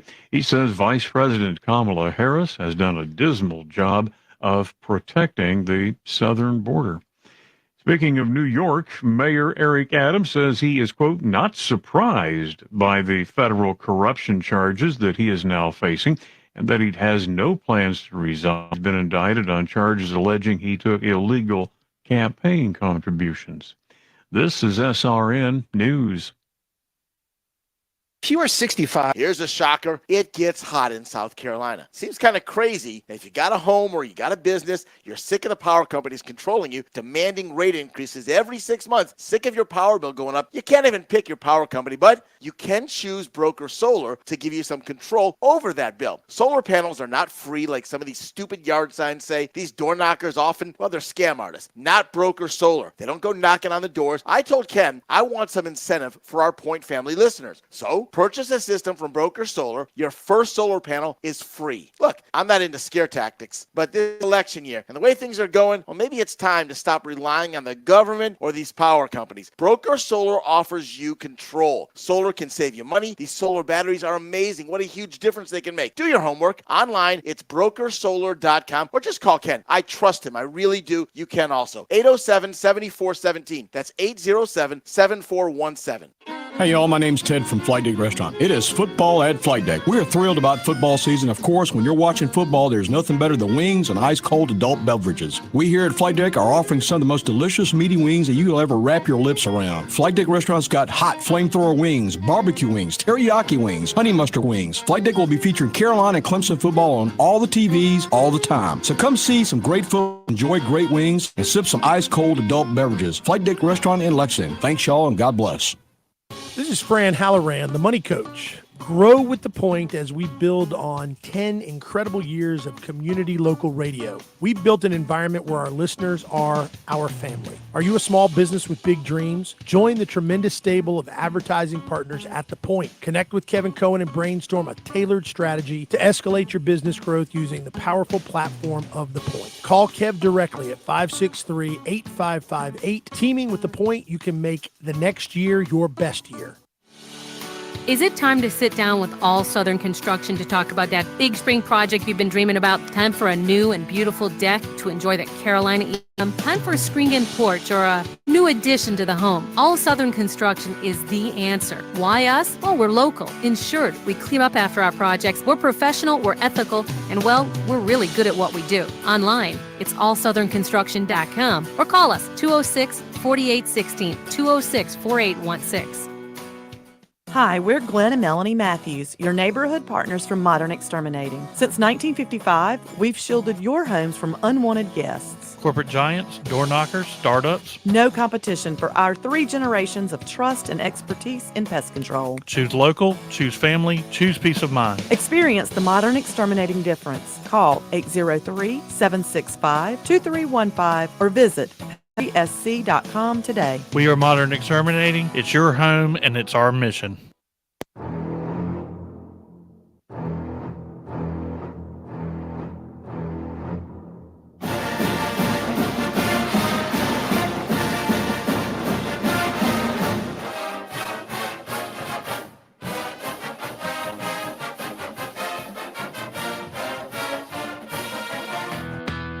It's the M&M Boys on Sports Talk with former Clemson offensive lineman Will Merritt and former South Carolina linebacker Corey Miller on the Sports Talk Media Network. And we really should go a little deeper. Of course, Corey, outstanding Gamecock linebacker, defensive end, 7-year NFL pro with the Giants. Little cup of coffee with Seattle, I think. That's Minnesota. I'm sorry, Minnesota. And Will, of course. 8 years with the Giants and 1 with Minnesota. Total of 9. You're messing with my line. Let me finish. So NFL, and then Will, of course, who once was named Offensive Lineman of the Week in the ACC. So, want to make sure we note that you were ACC Lineman of the Week one time. Wait a minute now. I watched the NFL for 7 straight years. So, I mean, come on now. Longer than that. I mean, come on now. I mean, cut some slack. I mean, I watched Corey play. I know. Well, he's cheating me anyway. He give you, he was offensive line player. He don't give me the one thing I'm most proud of is I'm in a Hall of Fame. He don't give me that I just got selected for an SEC legend that's going to be announced at the SEC All-Star, whatever you call it, championship game. That's true. Where my flowers at, man? Give me my flowers. It would take the entire program to give you all your accolades, okay? I want to save some time for some commentary. Hey, listen, I threw more lookout blocks than anybody in the world. Look out! Look out! All right, let's get into it here before we get too deep in this. Will, Clemson, looks like offense now starting to hit a high gear. Is this the real Clemson offense that we're going to be seeing right now and in the future? Well, I mean, that's a great question, and I was just talking to somebody earlier about it. You still don't know what you have, but I will say this: it's better than what you had. I mean, my gosh, we're throwing up. I think Tim Beret told me earlier today, this is the first time in, I think, 40 years that you started off the season 2 home games with 28 points or more in the first quarter. Now, granted, it's App State and NC State. I know that, okay? But at the same time, you're still going out and performing, all right? So you're still going out and executing the offense the way it's designed to be executed. And I think that's the best sign that you can see for anything. In my opinion, the one thing that you can hang your hat on is the fact that Cade's not getting touched, man. I mean, there's nobody getting in the backfield. So, I mean, that means your offensive line is doing a really good job. And you're spreading the ball around all over the place. I mean, there's a bunch of Frisbee catching dogs out there. So I think that's a good sign. Yep, I think you're right on. Corey, Gamecocks off week, coming off a win, kind of like they should have beaten Akron, took them out behind the woodshed and tanned that backside and did some very impressive things, even with their number 2 quarterback. I guess the most disappointing aspect of that game was you got Rocket Sanders hurt, and you need to have him healthy. Yeah. But what do you think this off week, coming off that win, that performance, and now you know what's coming up, that stretch is coming up. How do you like where the Gamecocks are? I mean, the record is better than most people gave them credit for going into the season. How do you like where they are? I like where they are. I mean, I think if I would have said 3-1 or anybody would have said that, we'd probably been like, I'll take it, right? And then you look at how they played against LSU, a game in which they should have won. So they could have easily been sitting here at 4-0 and probably ranked in the top 25. But, to get a win, I was very happy that Robbie Ashford played extremely well, ran for over 100 yards. I thought he threw the ball extremely well. A lot of people, I was in the box with some folks, and they were shocked. Like, he couldn't throw at all. I'm like, dude, I've seen this guy last couple of years coming down to Alabama and watched him play at Auburn. But I'm happy where they are. They got to get Rocket healthy. He looked like he was kind of getting back to himself before he suffered that lower leg injury. But we know that at this period in time of a bye week, you got to self-evaluate, right? So first quarter, however you want to deem it, go back and look at what you've been doing, look at some things that you need to change, and go out there and play football. I mean, Ole Miss is going to be coming in next week, and we know what type of order that's going to be against that high-powered offense. Now, they got a nice defense, only giving up 1 touchdown this season, so that's going to be a tough challenge. But I do like how they have battled back, the resiliency in which they have played in this first quarter of the season. Yeah. Do you think, looking ahead to that Ole Miss game with that offense and with that quarterback, and Juice Wells is coming back, and he's not even the top receiver on that team, but he is making a contribution. And, of course, if they don't hit you with the pass, they stick you with the run. I mean, can the Gamecock defense keep this game within reach to give the offense a chance? Can they? Yes. Will it be extremely hard? Absolutely. This is one of the best offenses in the country. Jackson Dart is just phenomenal at the quarterback position. The guy that can hurt you with his arm and his legs. They got running backs. They got receivers. They got an offensive line. And I remember Lane Kiffin saying at the beginning of the year that finally he has a team in the trenches, on offensive line, defensive line, that mimic SEC linemen, right? So Ole Miss is a scary team. Now, I just don't know if South Carolina can score the amount of points that they're going to need to win this ball game. Ole Miss is going to score points. They're going to be in the 30s. I think you got to score 38, 40 points to beat them. I don't think our defense is good enough to hold them down. Now, at home, it's going to be loud. There could be problems. I mean, but, from an analyst standpoint, Phil, I just have a hard time seeing that defense holding them under 38. Yeah. It's the M&M boys, Corey Miller, Will Merritt. What about, Will, the Clemson offensive line? What is your take? I know the coaches have been heaping praise on them throughout, except for that Georgia game, of course, where they really couldn't do much with that Georgia defense. But ever since, what do you see with this offensive line? Well, first of all, the left side of the offensive line has been very solid. I think from center to left, they've been really good, and they've given Cade, a really nice pocket. Now, obviously Georgia is a different animal than anybody else you're going to play. Obviously, App State and NC State, they don't pose the threat that anybody else does. So you should play better against those teams. But I think they've been really, really solid, even against Georgia. I mean, you kind of discounting Georgia. I mean, really, they didn't have a whole lot of pressure on Cade. I mean, in the second half, yeah, they did, late in the ball game. But I really think that Coach Luke has done a great job of just securing this group.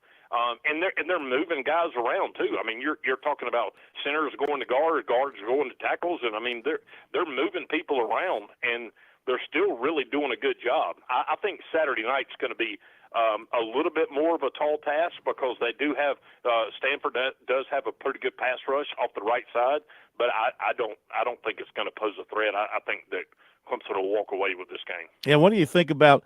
I was listening to the press conference with the Stanford coach, and I mean, one of the writers said sometimes you've got 2 guys down, sometimes you've got 3. What will they, from what you've been able to see, what do you expect Stanford to try and do defensively? They bring a lot of pressure. They bring people off the edge. What will they try to do? I mean, they're only giving up 51 rushing yards per game. Yeah, but they do it kind of sneaky. They'll bring safeties up. They'll roll safeties up in, and they'll bring linebackers when you're not expecting them to bring linebackers. They'll. I don't think it's just necessarily a push right off the line of scrimmage. I think that a lot of times guys can just be able to physically dominate people on the line, and I don't think Stanford can do that. I think they have to just manipulate their defenses. And a lot of times, I mean, if you look at the film, I mean, they'll bring 8 and 9 guys at one time they'll roll the dice just to try to get a sack. And I think that, that can only work so many times before you get beat, down deep and over the top. Sure. Corey, got to believe you're going to be in Tuscaloosa Saturday for Alabama, Georgia. One of the rare times Alabama's a home dog, getting 2 points. So what's your take? What do you think's going to happen in this one? Phil, you are a Jewish prophet. I'm just rolling up into Tuscaloosa. You just spoke it to existence. But I just want to know where that sentence is going. Phil, you are a, and then I just want to know where that sentence is going to end up. No, I don't know yet. We'll work on that one. Yeah. But come on, Corey. You and I are on the I'm same not. team on this. I'm not touching that. When the pastor proclaims it, that's all I have to hear. It's good enough for me. That's right. Listen, man. First opinion's 519. Oh, I'll leave that alone. Hey, listen here. I'm rolling up into T-Town, Titletown, and of course, you know, me and my son have a show here. Shameless plug here at 1 to 3 Eastern and 12 to 2 Central. But anyway, I have become the villain down here in Tuscaloosa because, you know, I like to be honest and tell the truth and what I see, and I'm always going to be that way. I love the job that Kalen the boy has done up to this point, but let's be honest, Alabama's played Western Kentucky. They struggled against South Florida. They had, 10 and a half minutes in the fourth quarter. They were losing that game, right? And so they rolled off, 4 touchdowns in the fourth quarter. And then they go to Wisconsin and get a good road win.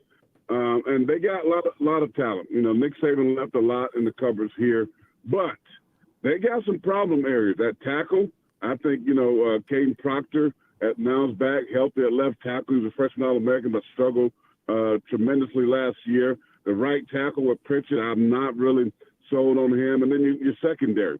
And I think Georgia, who had some struggles against Kentucky on the road after the Gamecocks slaughtered them, but you can't look at these games week by week and think this is what you're going to get.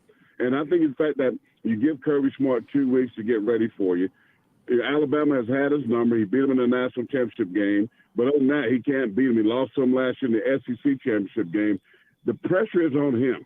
And I predict that this is a game that Alabama is going to lose. I'm going to stay with that prediction. I think Georgia is going to get better. I think Kirby Smart has the ability to get his football team ready for these types of challenges. And this is a huge game for them. And I just still have some concerns with Alabama. So I'm going to pick Georgia winning this game in a close one by 3 or 4 points.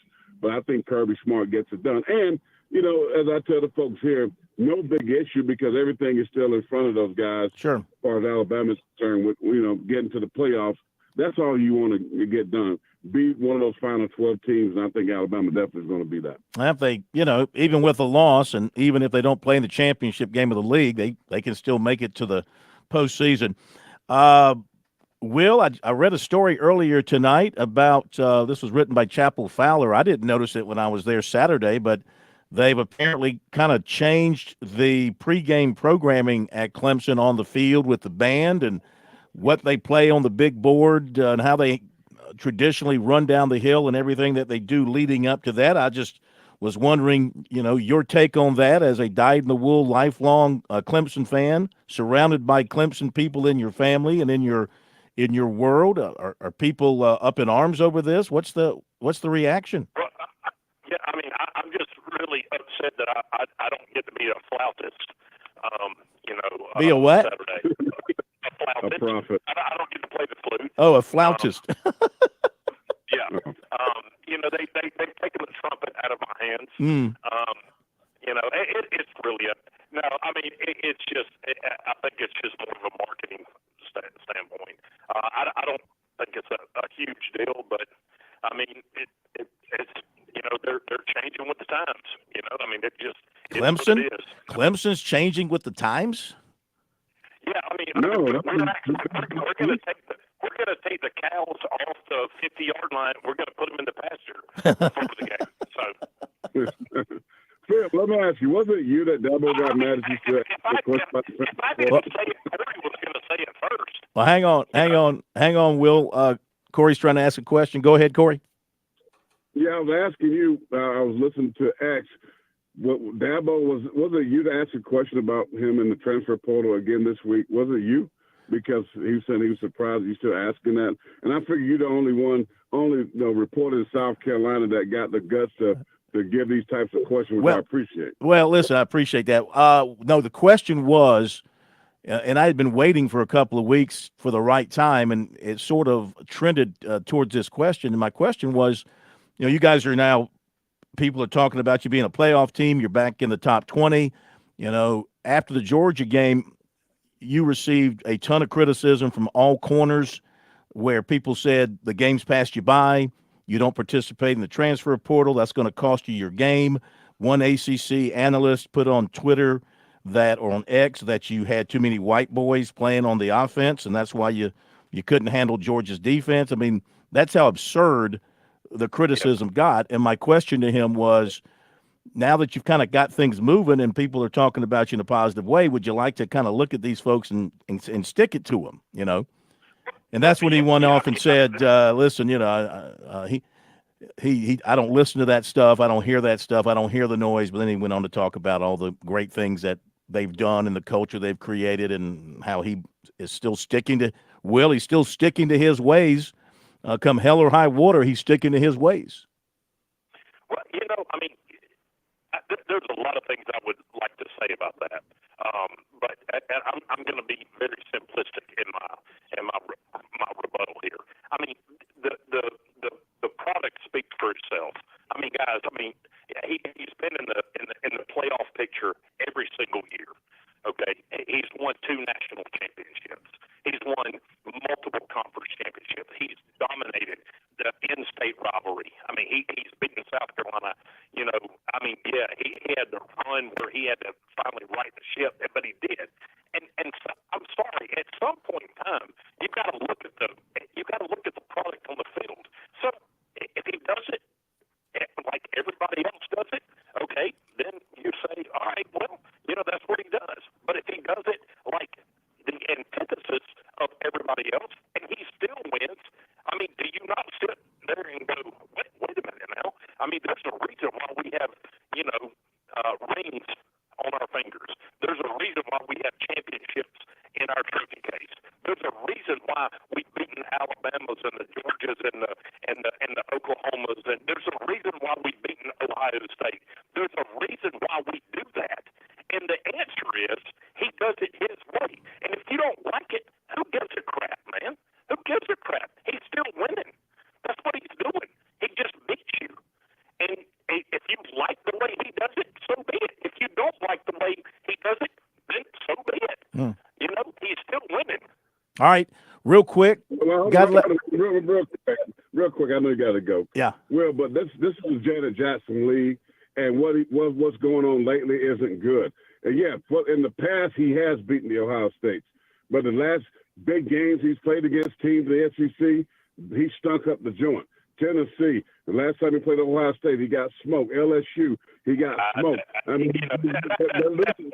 You're taking a small section. All right, hang on. We can't have both of you. You're already choppy, Will. Don't let Corey finish. Yeah, I'll be quick. I'll be quick. I'm just saying, well, over the last 4 years, 5 years, they haven't done that, right? They're losing games. They're losing at Dukes. They're losing teams, and people are looking. And I heard somebody that I had a conversation with, Phil, that you made this point, and I went and counted a year ago. They had, and this is what he said, and there's white people involved. He said our team has 73 white guys to 30-something, 40-something black guys. These things are being talked about, whether you like it or not. They're being talked about, and they talked about Dabo's giving scholarship to his friends' kids, and this, that, and the third. Yes, did he do that in the years past? But in the last 4 years, Clemson has become an average football team, in a bad ACC conference. Well, they have backed up. They have backed up. They're not where they were. We'll see if they can get back up there real quick. Tradition demands that I get the rivalry meter reading, 1 to 10. What you got, real quick, Corey? 1 to 10 rivalry meter reading.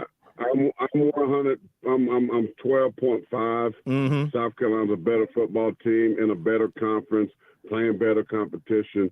The only team that Clemson played, they got smoked. It wasn't even close. 12.5. Will, what you got? What Corey said, 12.5. Uh-huh. 12.6. I knew it. Guys, we got to go up against it. Corey, you enjoy T-Town. Will, you enjoy the weekend. Maybe we'll see you at the Valley Saturday night. Appreciate you guys.